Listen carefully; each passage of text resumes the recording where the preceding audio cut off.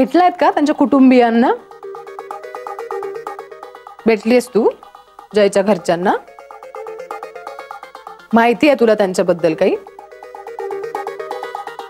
जयने विचारलंय का तुला तुझ्या घरच्यांबद्दल? चौकशी केली आहे कधी? नाही ना? तुला कळतोय का ह्याचा अर्थ?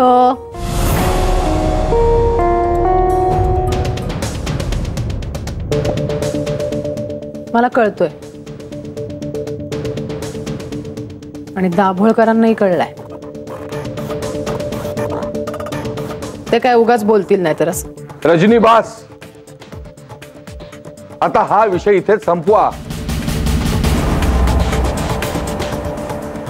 Aditi madam, I am sorry.